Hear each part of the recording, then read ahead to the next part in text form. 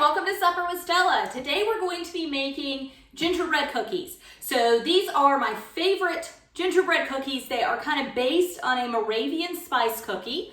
So there's more than just ginger in it. I make a little gingerbread blend that I use throughout the holidays, but it's got, let's see, I've got my list over here. It's got cinnamon, ginger, cloves, white pepper, and dry mustard in it, which is kind of weird in a cookie. Moravian spice cookies don't traditionally have those two ingredients in it. They don't taste mustardy or peppery. It just gives more of a spicy quality to the cookies.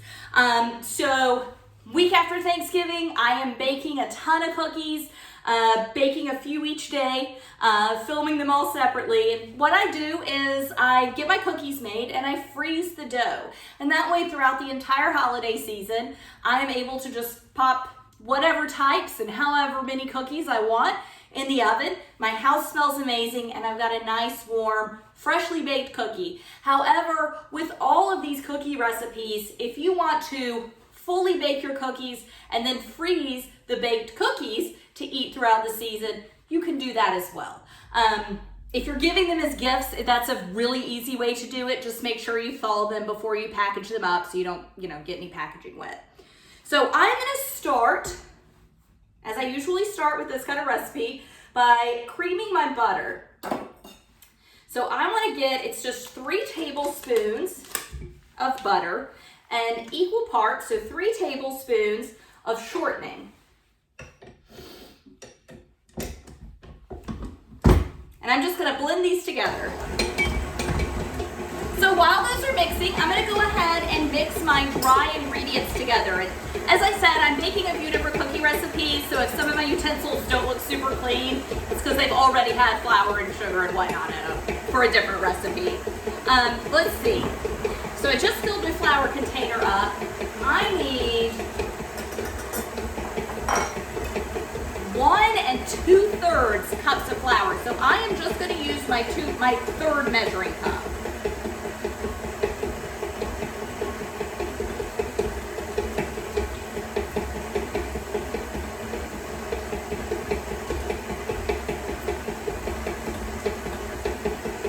So 1 cup,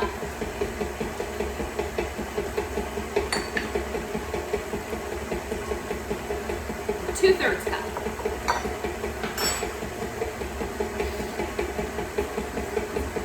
So these are coming together pretty well. My butter's a little bit colder than I'd like for it to be. My house is in the 60s, low 60s, so mid 60s.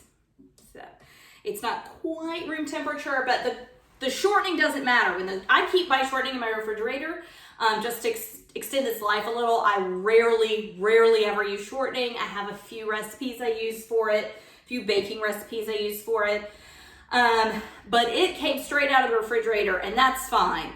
It is just a creamier texture and it has no problem creaming up and softening. I mean, it's soft from the get-go. But I'm gonna go ahead and add my sugar. Sugar, kind of the grist of it, helps break down some of the butter.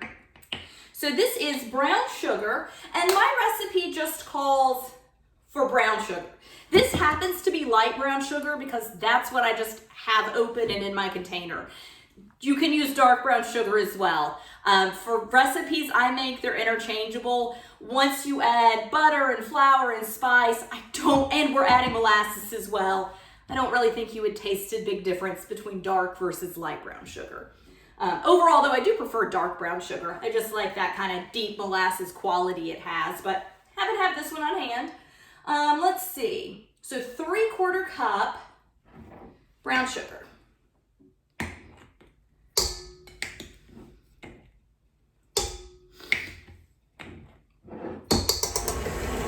All right, so back to my dry mixture. So I've got 1 2/3 cup flour.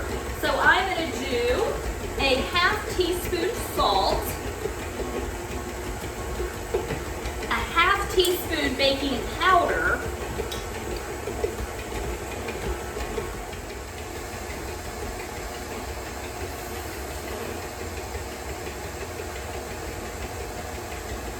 and then I'm gonna add my pre-mixed gingerbread spice, which I will leave information on what all portions. I named all the ingredients, but what portions?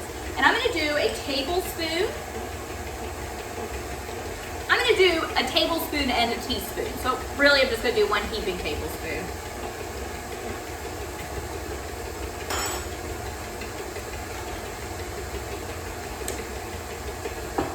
And just whisk all this together.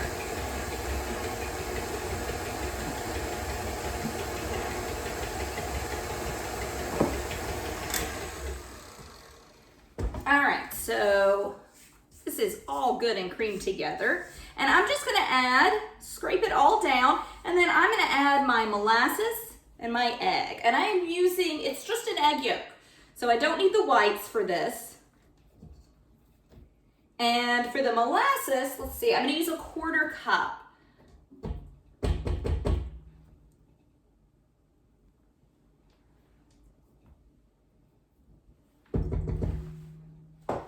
So I am going to spray my cup, a 1/4 cup measure, because that will make the molasses pour out of this so much more easily than if I just put molasses straight in.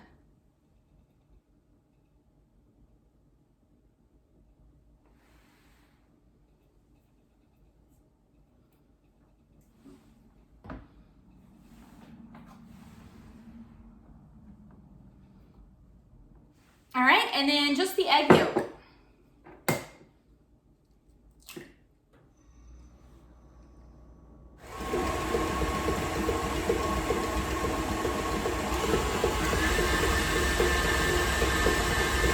It smells so good. The molasses smells great. I can smell, of course, the gingerbread spice in there.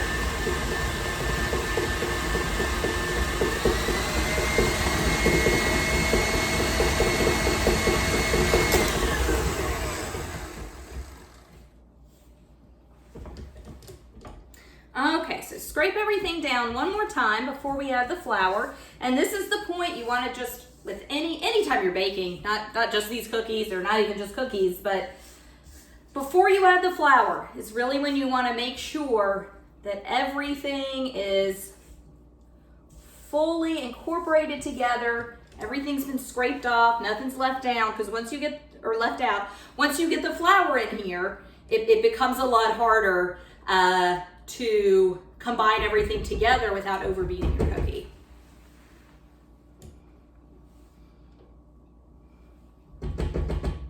Okay, so now I'm going to put the flour in, and I'm just going to bring it all together, really, just combining things now.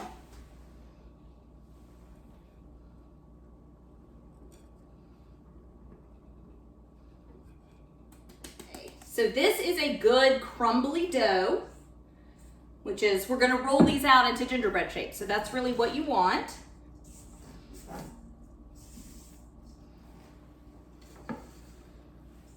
So I am just gonna toss all this down on plastic wrap.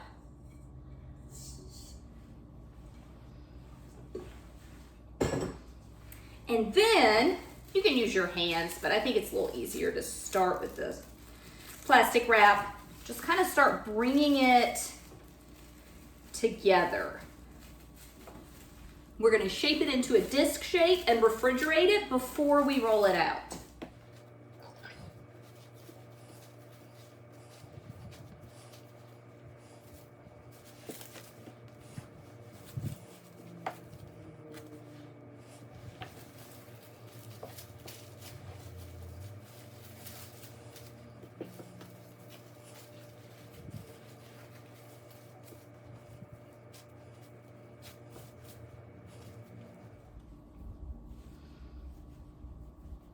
So always try to form it into a disc that doesn't have many like creases or cracks in it. It's always going to scrabble up and crack some towards the edges. It's just the nature of a crumbly dough. And the flatter you get it now, the quicker it cools, so the quicker you can roll it out.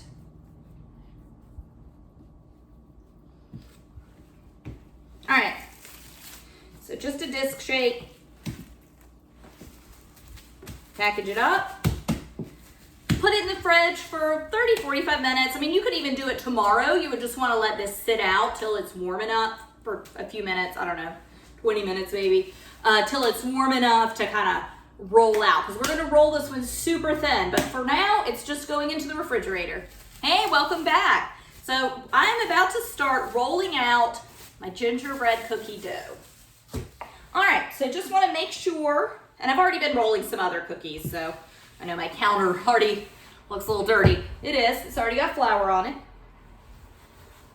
So get the top, get the bottom really coated.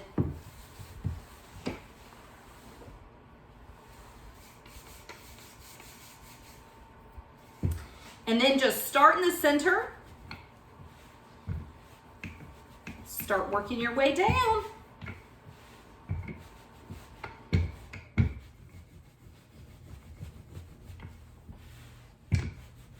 So my gingerbread dough actually ended up separating into two discs and rolling it out then, which is what I should have done from the get-go. With these, they're very, very, very thin cookies. So when you cook them, you have to really make sure they don't burn, but they're meant to be. They're like a ginger snap almost, okay? They're not like a big billowy cookie. They are fluffy, pillowy, whatever. They're snap. They're very brittle. So I am just gonna go ahead and use my, and I do a gingerbread man, gingerbread woman, because she's wearing a skirt, because all women wear skirts. And then I've got a little snowman that I like. And the snowman, because of the way he's shaped a little different, he actually fits into helps me get more cookies out, because he fits into narrower spots than the gingerbread man or gingerbread woman do. And these, like I said, it's a thin, brittle cookie, so this dough is very thin. See, here's a little spot where my gingerbread man could get, but I would not be able to get one of the others out, and here's another spot too. So when we transfer them to our parchment lined tray, you have to be very careful.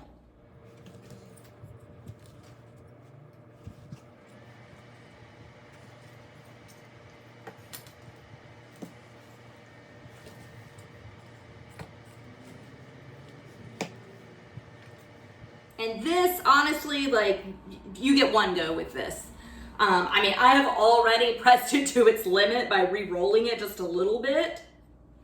That is it. There is no re-rolling after this. Don't even really try to save your scraps. So for that reason, I get my cookie cutters as absolutely close together as I can. Not that you shouldn't do that with other recipes, but specifically with this one.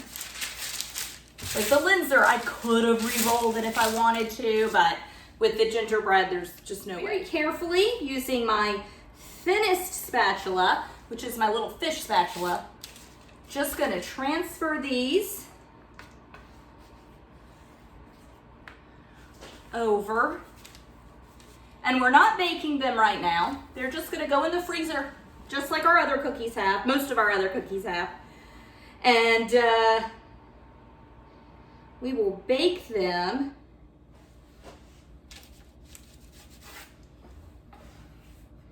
in the moment when we want a cookie.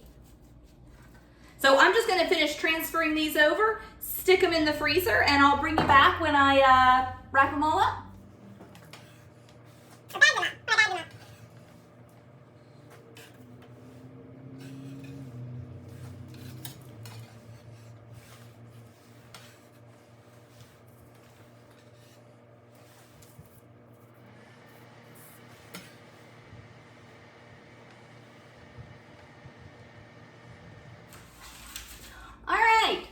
I'm back. So the gingerbread cookies, because they're so thin, they freeze up very, very quickly. So I like to layer these in parchment.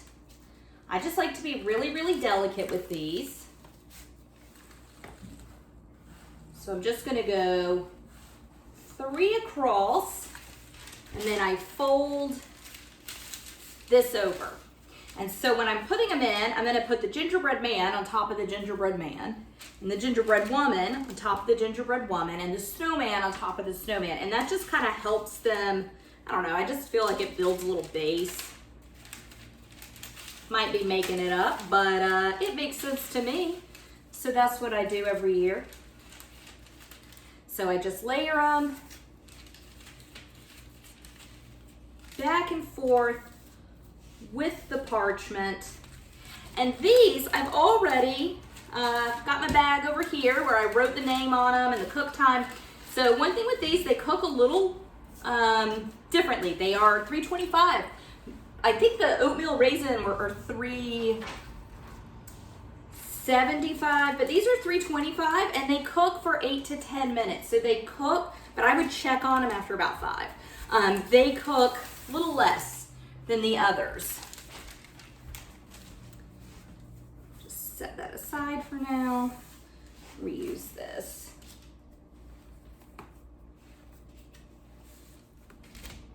Ooh, and I have one extra snowman. I will probably just go ahead and set him aside to be baked up right now because these are my favorites. So I'm just gonna lay this stack on top of this stack and then very gingerly just put them in the bag. And I kind of want to fold the edges over.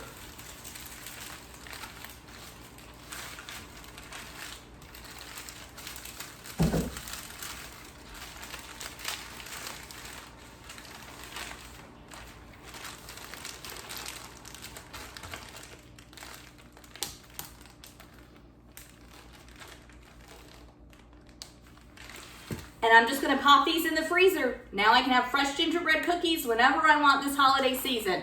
Thanks so much for joining me. Bye.